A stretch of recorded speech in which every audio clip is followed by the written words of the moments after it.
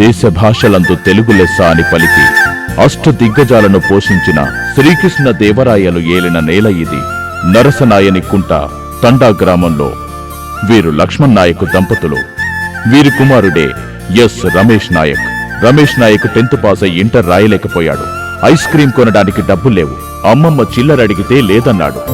కూలీ పనులు చేశాడు, గొడ్ల పని చేశాడు, మేస్త్రి పనికెళ్లాడు. సిమెంటు సరిగా కలపలేదని మేస్త్రి కొడితే పడ్డాడు. తమ కొడుకు కూడా తమలాగే కూలీ పనులు చేయాల్సి వచ్చిందని తల్లిదండ్రులు బాధపడ్డారు. పారపట్టుకొని మట్టి తవ్వడానికెళ్లాడు. చేసేది లేక పనిపించమని దేవుణ్ణి వేడుకున్నాడు. రాజీవ్ యువకిరణాలు ఉంది, దాని ద్వారా మీ అబ్బాయికి ట్రైనింగ్ ఇప్పించి ఉద్యోగం ఇప్పిస్తుంది రాష్ట్ర ప్రభుత్వం అని ఈజీఎంఎం వర్కర్ చెప్పింది. నా పేరు లక్ష్మణ్ సార్. నా కొడుకు పేరు రమేష్. ఇట్లా 10వ వరకు పంపించిన బడికి పంపించింటే 10 పాస్ అయినాడు. ఈ రైతు పనికి బేల్దారి పనికి నా ఎండి పిలుచుకొని పోతాంటి సార్. ఎన్నాళ్ళు చేస్తానైనా ఈ కష్టం అని.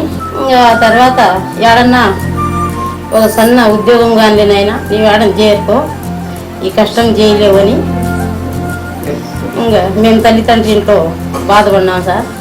ఇంటికి 3000 పంపిస్తాడు ప్రతి నెల. ఇప్పుడు ఆయన పోయినప్పటి నుంచి 40,000 అక్కడికి అయిపోయింది.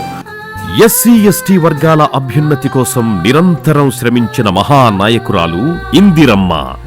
ఆ ఇందిరమ్మ కలల్ని నిజం చెయ్యడానికి శ్రీమతి సోనియా గాంధీ గారి నాయకత్వంలో మన రాష్ట్ర ముఖ్యమంత్రి శ్రీ నల్లారి కిరణ్ కుమార్ రెడ్డి గారు దేశంలోనే తొలిసారిగా మన రాష్ట్రంలో ఎస్సీ ఎస్టీ ఉప ప్రణాళిక చట్టాన్ని తీసుకొచ్చారు.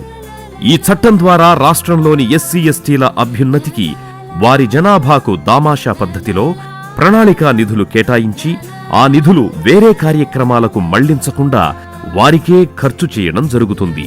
శ్రీమతి సోనియా గాంధీ గారి ఆదేశాల మేరకు, శ్రీ మన్మోహన్ సింగ్ గారు ఆశయం మేరకు ఒక చరిత్రాత్మకమైన నిర్ణయం తీసుకొని ఈ రాష్ట్ర అసెంబ్లీలో ఎస్సీ ఎస్టీలకు సంబంధించిన ఏదైతే నిధులు కేవలం ప్లానింగ్ కమిషన్ సలహా మేరకు ఖర్చు పెడతా ఉన్నామో, ఎస్సీలు ఎవరైతే ఉన్నారో మనకు జనాభా ప్రాతిపదిక మేరకు 16% 2% ఉన్నది. ఎస్టీలు ఎవరైతే ఉన్నారో 6.6% ఉన్నది. ఖచ్చితంగా ఈ 22.8% వారి జనాభా మేరకు ఖర్చు పెట్టి తీరాల్సిందే. అదే ఈ చట్టం చేయడం జరిగింది.